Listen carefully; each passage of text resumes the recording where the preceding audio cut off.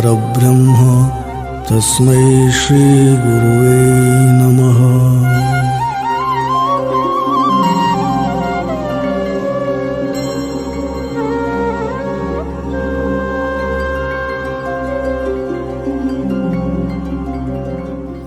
Wonder of Wonders, the English rendering of Paramahamsa Sadguru SriSatupasi's Kannada classic Mahadascharya, Chapter 12. Om Shri Gurudattaya Namaha. After seeing Satya Harishchandra. In Chellakere Theatre, the Satya Harishchandra movie was running. I had just heard of Satya Harishchandra, that's all. I hadn't read the story or heard about him. Dr. Rajkumar has acted in that film. I should see the movie, must see Satya Harishchandra. Somehow, such a desire held me. What am I to do? Through daytime, I must drive bullocks and tend them, return home only in the evening, must sleep before Appaya alone. Then he would know whether or not I am at home. So I cannot go out in the night. During daytime, I cannot go anywhere, leaving bullocks alone, and during nights, Appaya will be watching me. Somehow or other, I collected the money. If it was a rupee or a rupee and a quarter, it was enough then. I had a companion called Badagi Chikkaya. I said to him, by hook or crook, we must go to Satya Harishchandra movie. How about it? What is there to do? Whenever, wherever you ask me, I'll be there at that time, he assured. Fine. We said ourselves and drove the bullocks to fields. At that time, we had hired a Harijan boy of name Hanumanta to reside in our house and tend to the buffaloes. I had to tend the cows and bullocks. I instructed him that day. When you drive the buffaloes home, drive the bullocks also after 4 in the noon this evening. I had asked Badagi Chikkaya to come to our lands near the Upparatti gate by 4 o'clock so that we can walk along the road and return after seeing the cinema. In the meantime, before his arrival, I had prepared and readied Hanumanta. I had told him, you just drive the bullocks along with the buffaloes home. If Appaya asks about me, tell him some relatives took him to Bommasandra. We had some relatives in Bommasandra. They had festivities in the town and they had taken me for the meal. I had tutored Hanumanta to say all those things. I was with him all the while during the daytime and I had tended his buffaloes also. 2 days prior to this, however, I had bet Hanumanta in our fields. Please tend to the bullocks for a while. I'll sleep for some time, I had asked. No, I won't, he had said. He wouldn't respond to what is said. If I wake up and see, the bullocks would have crossed over to the neighbor's land. I had bet him soundly for his way of working. He was younger to me, a boy of 10 or 11. I had persuaded Hanumanta of such an antecedent as this to drive bullocks home that day. I wanted to give him some money too, but it fell short of my own needs to give him any. Therefore, I tried to influence and win him over through words. I drove the bullocks to his side. When Chikkaya came, we went to Chellakere along the road. We bought the cinema tickets and sat in the theatre to watch the movie. As I was watching the Harishchandra story on the screen, I felt as though it was happening right before me.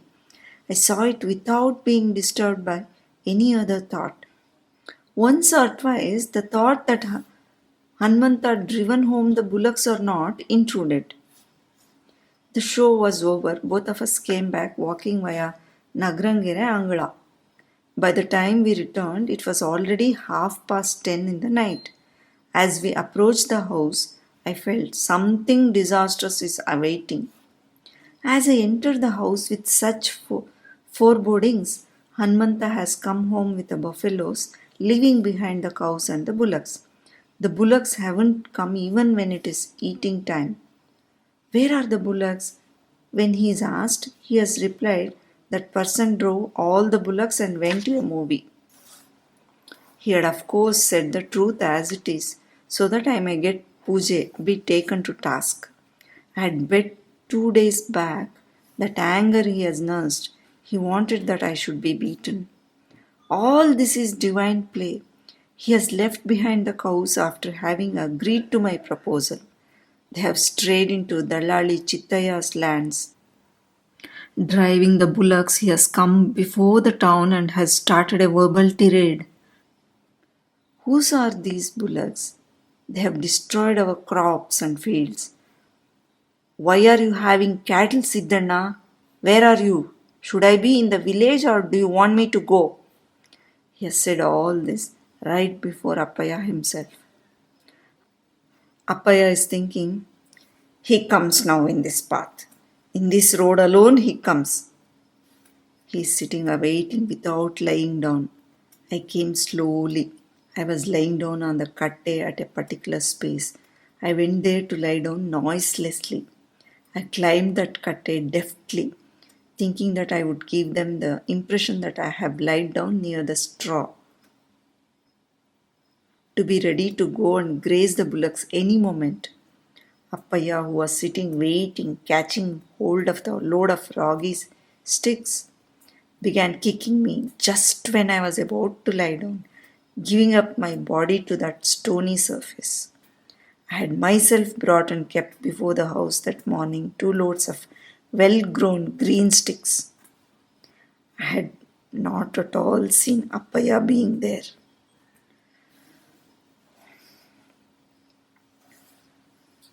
He has bolted the door from the outside, taking care that those inside the house may not come out and get me released from his hands. Vaddara Hanumantajja was sleeping there alone. If he had tried to intervene between us, and if Appaya had pushed that Ajja, he would fall down into the open space. Dare not raise his voice or even take a long breath. I cannot ask, why are you beating me, Appa? He hadn't let me off even when 2 loads of straw were finished. He would pick up a handful of ragi sticks and beat.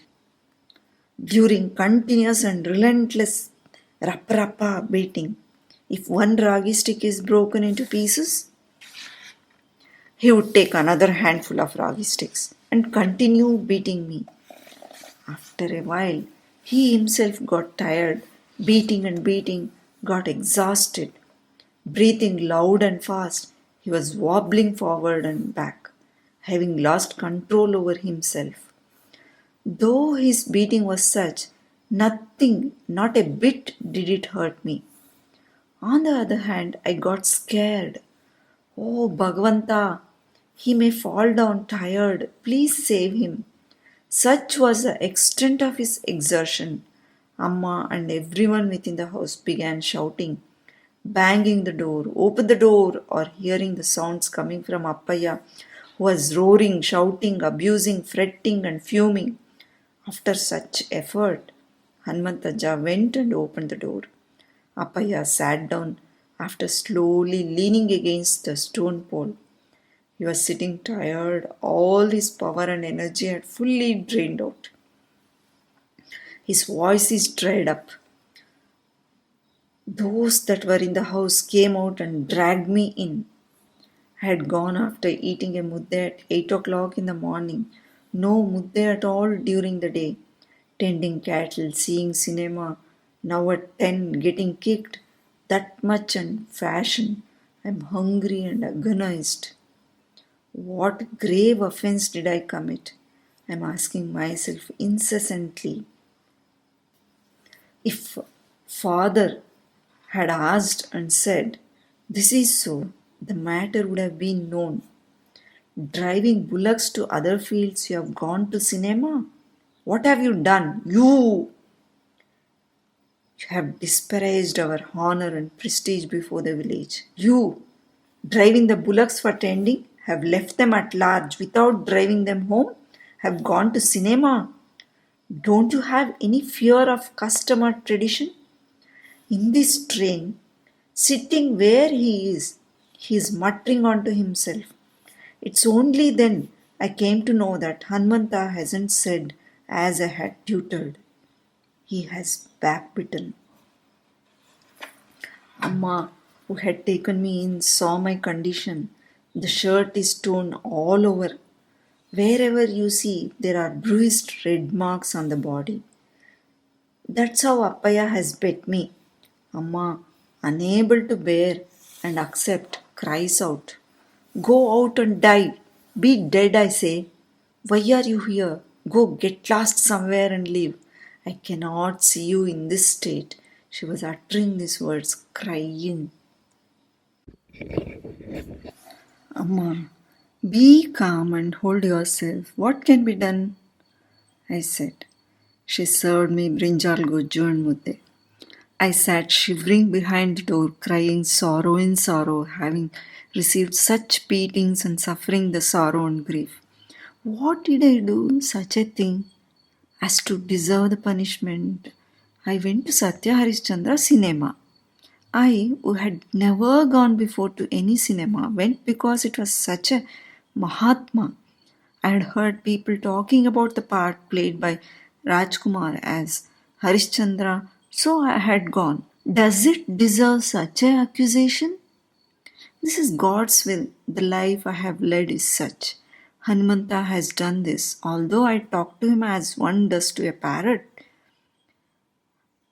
I don't get anger against him. None is at fault. It's my karma, I told myself.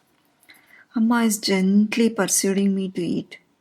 Unno, unno, eat, eat, she says. If she had thought, so much kicked he is, he must be disgusted, may not relish eating. I belied it. Taking the plate of mudde bhaji from her hand, crying with flowing tears, even with all that, I ate all that in full speed. Along with crying, I asked for some more helpings. I slept drinking half a mini pot full of water. Getting up in the morning, I fastened all the bullocks to the peg outside. You can't rest and sleep, beaten and battered. You can't be sullen. I resolved that day. I shouldn't be here anymore. I must roam about places.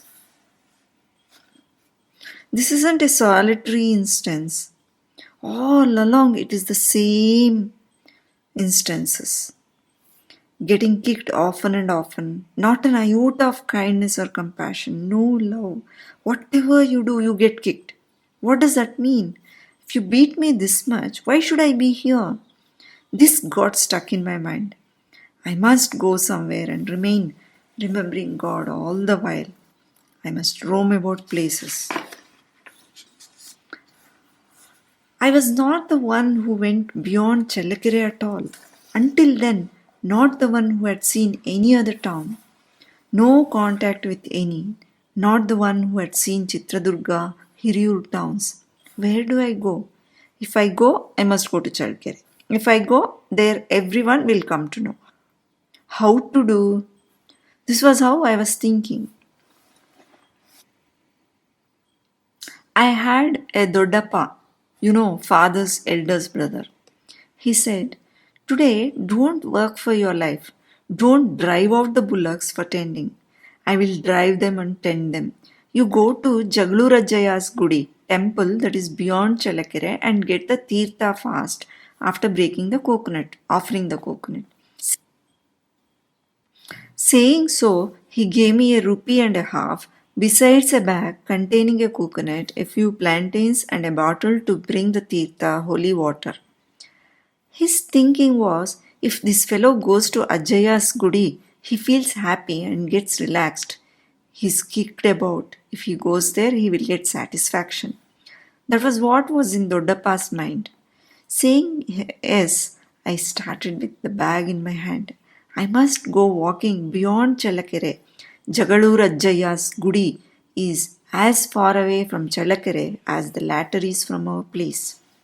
What am I to do? Shouldn't show my face to any in such a place as this. I shouldn't be there too. Appaya doesn't like me. If I go somewhere, at least the others will live peacefully. Where do I go? I went to Challakere and sat there, thinking the same thoughts for quite a while. Go to the vicinity of God, they have said, and I shouldn't ignore. Thinking so, I went straight to Ajaya's Gudi and returned to Challakere.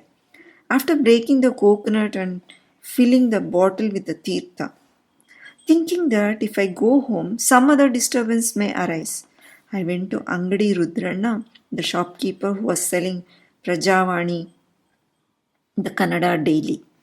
I kept the fruits, coconut bag, and tirtha bottle there alone and asked, care to give me a rupee and a half? Although I had in my pocket 1.5 rupee given to me at home.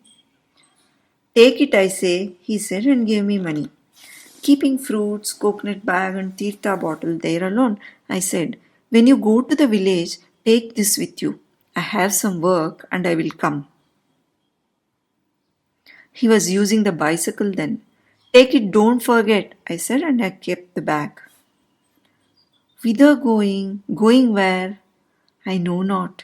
I came to the bus stand thinking that I should go somewhere, not seen by any eye. The Basaveshwara bus arrived. Durga, Durga, the conductor was calling for passengers. I got into the bus. Bus fare is 1.5 rupees. I went straight to Durga. He got me off the bus at the bus stand. I went walking along looking at the roads, houses, circles of Durga, was famished. What to do? All that I have is a rupee and a half.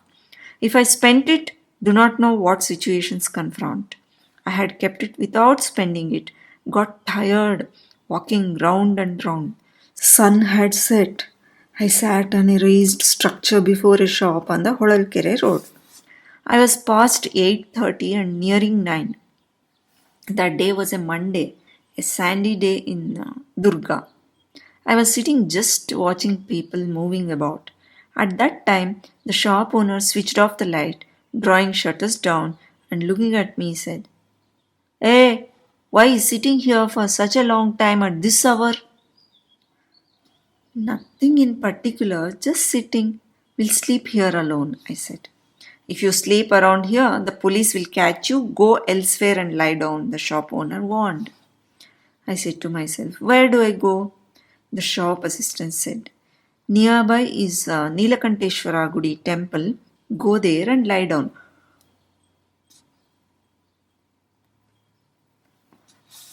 I came onto the road. An elderly person was walking along carrying his sandy purchases bag. I asked him, where is Nilakanteshwara Gudi? He said, go ahead to your right, you will find it. Went straight and there was Nilakanteshwara Gudi. There the blind, the lame beggars and all sorts of people were sitting. They filled the temple. I went and just sat with them thinking, oh, I have come to the right place. Sannidhana, a God's presence. A torn garment above and a torn lungi below was all I had. Lungi is a garment covering the lower half of the body. Puja, worship was going on until the Kartika Masa is over. Every day someone would be doing puja and give karamandaki, that is spiced puffed rice, to one and all. As soon as the puja was over, everyone sat in a row, one beside the other. I didn't know this. Before hunger pangs filled me, sitting like as others did, I used to eat mandaki and return. I sat if they sat and stood up if they stood, and in this way I ate kara mandaki and drank the tap water and satisfied my hunger. I was sitting in this way. Then severe cold it was at Durga. Kartika cold. Body would shiver gada gada. Big bugs there were. If you lean against the wall, look wherever you like. It was crushed bugs. I sat under a pillar. Someone came near me and sat by my side. Which place yours? He asked. Challakere, brother, I said. Why have you come? He asked. Just, I said. Which is yours? Why have you come? I asked. Why have you come? Tell me first, he bargained. My father kicked me. and I told all that had happened. What about you? I asked. Mine, the same as your story, he said. What happened? I asked. He's from Davangere. It seems he had married a woman of Maskal near Hiriyur. He worked as a coolie, daily labor. It seems he had to cook his own meal. He had therefore gone to fetch his wife. If I go to bring my wife, do you know what happened? What kind of person is he? Having his daughter at home and son in law, my brother in law, all of them joined together, pushed me into a room and thrashed me. Son in law or brother in law, wife's brother. Are they right? Oh, what kind of a wife is she? Shouldn't she intervene for my release? They kicked me and said, "Will not send your wife. Look how they have kicked me," and showed me his body. Ayo, you two are here kicked out. What after all is yours? Look at mine. Saying so, I showed mine, removing my garment. On seeing my body, tears trickled from his eyes. What kind of father is he? Is he a father? He began using such words and expressions which I don't like recalling. Although Appaya had kicked me so much, I couldn't stand his way of talking. Hey, learn to keep shut. Who kicked me is my father, and I got kicked. I did a deed that was wrong. When bullocks are abundant, I was saying, he cut me short and said, "What wrong did you do? Is this the way you kick? If one goes to cinema, peeling off the skin, is he a man or an ass?" Okay, leave it at that, I said. Now you don't have to fear. If you go back, your father will kill you. I guarantee. Just come with me. There is a house to live and everything. No dearth for coolie. I know all the money bags. If you just cook mudde for me, by the time I return from work, that's enough. Nothing else you do. Don't go for coolie. Stay at home. Let's be together, he said. I don't know how to make a mudde. Don't know how to make saru or sort of lentil soup. Such a one is me. This fellow wants to take me as his cook. Anyway, let me see. I was thinking within myself. I have this fellow as a companion till daybreak. Let God's will prevail. Thinking so, okay, we go together, I said. He, the Davangere man, went to sleep thus. I couldn't bear the cold. At that moment, another pant-clad boy came. Mysore man he was. He was a sterner build. Brother, care to give me some place here? He asked. Come on, lie down. Space plenty there is, I said. The Mysore man had come straight to me after surveying the whole place, gave him some space, moving sideward. We slept. Around 3 in the night it must be. Cold was unbearable.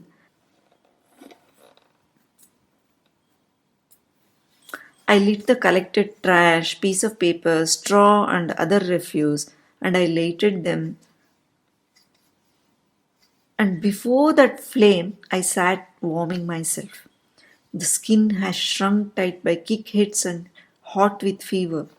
Unable to withstand, I am warming myself. That Davanagere fellow came.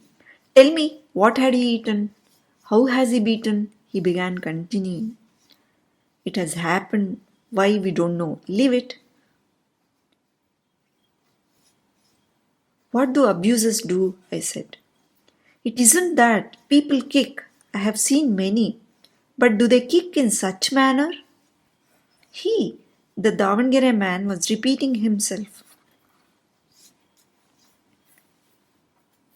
The other pants man, the Mysore man, stood up, came searching and said, I had kept my shoes here. Where are they?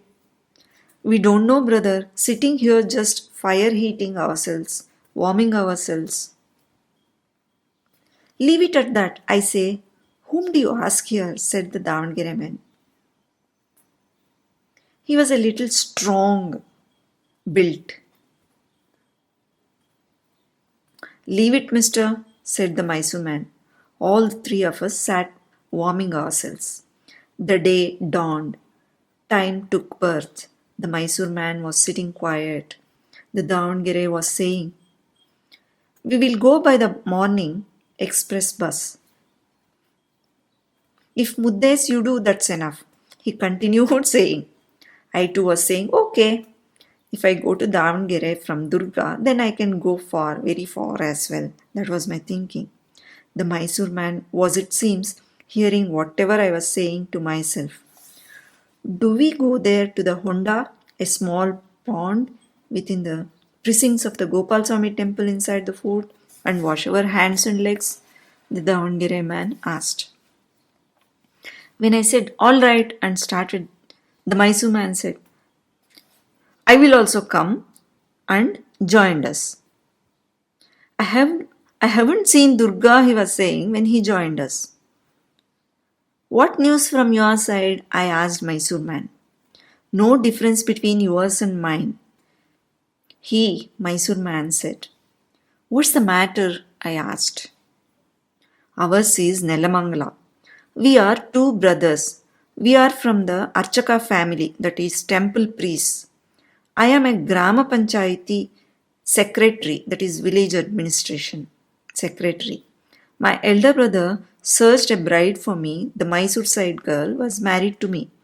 I was residing in a rented house in Nelamangala. The one I married knew no domestic course, just mad after cinema. Beginning with coffee and tea, everything had to be brought from the hotel. I cannot leave her companionless at home.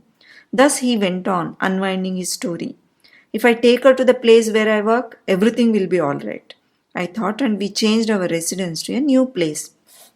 When she said, I cannot be alone, I got her introduced to a neighbor. She then said, I cannot be alone for a long time. If her husband bought a cycle for taxation, she would say, Leave that cycle here, I want to ride, and would snatch it from him. This fellow, the husband, the secretary, the tax collector, would go walking, would himself cook, lighting the stove on his return. Even so, she had intense love for him, cannot be without him. Then there was a government order prescribing the amount of tax to be collected that year. Of the tax money collected, a portion of it is spent on his domestic requirements. At this juncture, her neighbor residing in the adjacent house hung herself to death for whatsoever reason. As a result, his wife never let him alone. He had to pat her to sleep, keeping her head on his lap. In the meantime, he got the Tahsildar's letter. All tax collected must be remitted forthwith to the government. Considering all the circumstances, he has decided to leave and run away from her to a far-off place.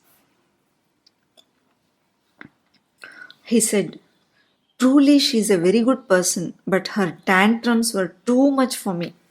Just as King Nala left his wife Damayanti, in the same way I should go, I said to myself, and I slowly placed her head onto the ground from my lap and took the bus, slowly closing the door behind me. Thus he narrated his story leisurely. My appaya kicked me, my father-in-law and brother-in-law thrashed me. On hearing these words, you said, I felt the three of us are one alone. We have become a triumvirate. In this way, the three of us walked around the fort and caves of Durga, listening to each other's stories. What about your lady now? I asked. Don't you know? She will join her father in Mysore after rising up in the morning. I'm not bothered about her. What about me? I lost my job. What next? Anyway, I will manage. What about you? He asked at last. I have told you already, I said. Then the Mysore man said, Look, brother, he is your own father. He may have hit you in a rage. Who knows how grief struck he is now? Get back to your village. Everything will be all right. As soon as this was said, the Davangere man said, Hey, if 4 of your kind join together, you will destroy the family. Having said this, making me disrobe my garment, look here, I say, should one return to a father who has kicked like this? If this is okay, come, I will leave you with your wife, he said. The two entered into a quarrel. Why connect this to my wife? Said the Mysore man. This is just that. Unable to live with your wife, haven't you run away from her? He has left his village after being kicked that much. How come you ask such a one to go to there again? My uncle and brother-in-law have kicked me. Should I go back to them giving up my self-respect? Justice is one and same to all. You desert your wife but ask him to go back to his father? How does it fit? Now all the 3 of us are but one. With that observation, he opened the subject of justice. Then what are we to do? I asked. Don't go with him to Davangere. Come with me. I will go to Hubballi. My uncle's mill is there. Let us leave there. I have 200 rupees with me, the Mysore man said. We will go, but what about your wife? I asked. As soon as I go, I will write to Mysore saying that I will come a few days later. Taking me aside, he said to me, Do you go with him? Davangere man? He is a cheat. Be it so, I said. Come with me. The Davangere man had already called me. Talking to one another in this train, we started from Holalkere road and came close to Ane Bagilu via Kote and Yellamana Gudi. By that time, I felt my head reeling and I fell down. I had eaten only kara mandaki, no meal in the last 2 days. The two carried me to a hotel nearby and sprinkled some water on me, and I opened my eyes. Why so? They asked, and I didn't say. I was famished. They themselves asked, and I replied. They said, Are you eating yesterday or day before? How can you be like this? Sitting on my either side, they began feeding me one morsel after another. I cannot forget that sight. They fed me more affectionately than either my father or mother. I don't know who they are and they don't know who I am. And yet they showed so much of love and affection. Then, deciding that I shouldn't keep this anymore, I gave it to them 1.5 rupees that was in my pocket. I felt strong as long as it was with me. Now I felt relieved. They said, Keep it with you, and disregarding their insistence to retain it, I gave it to the one who held the secretary's post. Back home, do you know what has happened? Amma hasn't woken up, hasn't cooked, hasn't eaten. Appaya too is sorrow-ridden. 6 months earlier, my elder brother had died.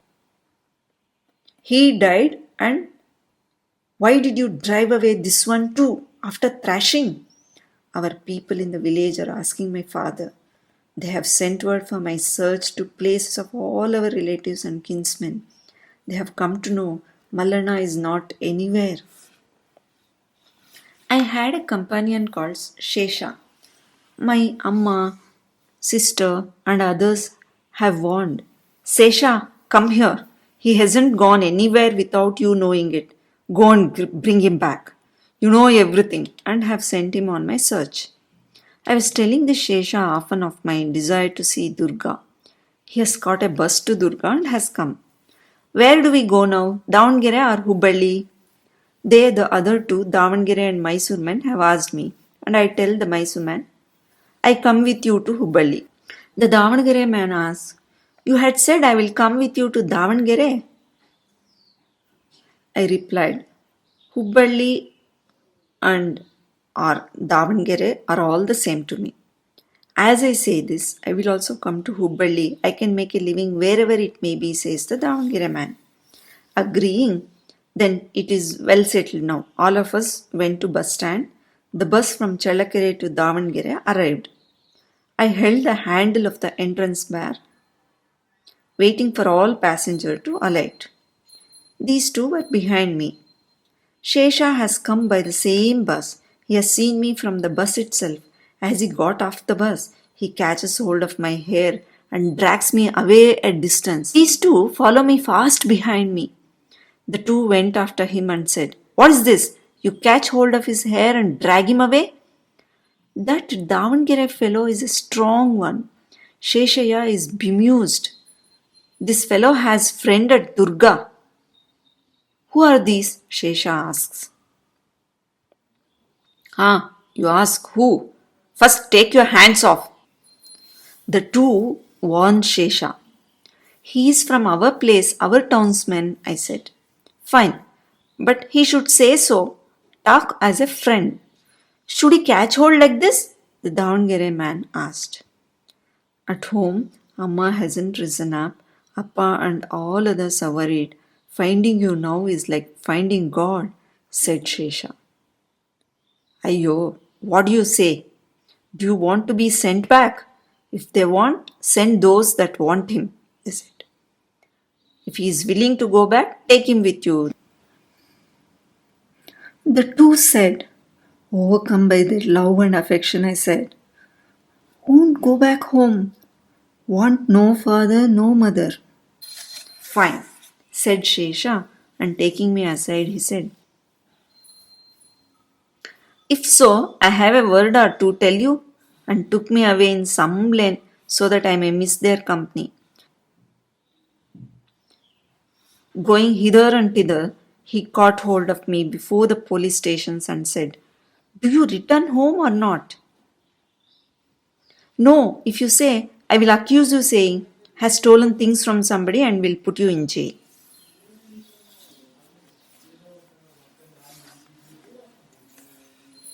I was stunned. I didn't know what to do. All right, I will come back home, but I will inform both of them and come. They have helped me a lot. I'll fall at their feet and return, I said. This fellow Shesha brought me back to the bus stand around 5 in the evening, leading me to whatsoever a road he could to prevent me from meeting them again. They had left Sims after waiting for me till 3:30 in the afternoon.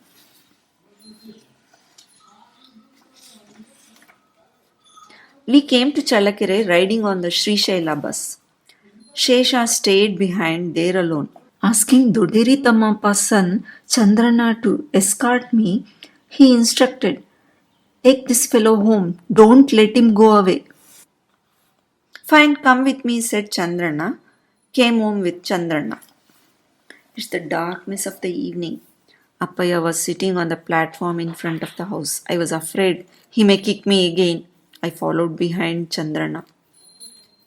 Who is it? Appaya asked. It's I, Chandrappa, Dodappa, said Chandrana. Who is he, the one behind you? Appaya asked. It's Mallana, don't you see? Questioned Chandrana. No one continued the conversation. Amma, with her hair disheveled, is lying down where she had slept. Get up, Dodamma. Mallana was in Durga. I have brought him back. Get up, said Chandrana. Ammaya woke up a little confused, came to me and said, Oh, have you come? Where did you go, son? And embraced me, wailing and crying. Amma, who was without food and water for the last 3 days, wailing and dreaming about her son, fed me Anna, cooking rice after lighting the hearth. My mother's happiness was wordless then. Did you serve Appaya? I asked. If he hasn't eaten, let him die, she said. Appaya had already become speechless. Everyone had come and abused him. Iranna and Lakshmana were still young. Amma held my hands and said, I'll fall at your feet. Avow yourself that you wouldn't run away like this. Promise, she demanded. Yes, I said, and gave my word of promise. Seeing Vishwamitra in Satya Harishchandra's story led to all this experience. In one single temple, on the same day and on the same night, the Trimurtis, the Trinities, like the three beggars were together in Nilakanteshwara temple. Om Tat Sat. Om Tat Sat. Om Tat Sat.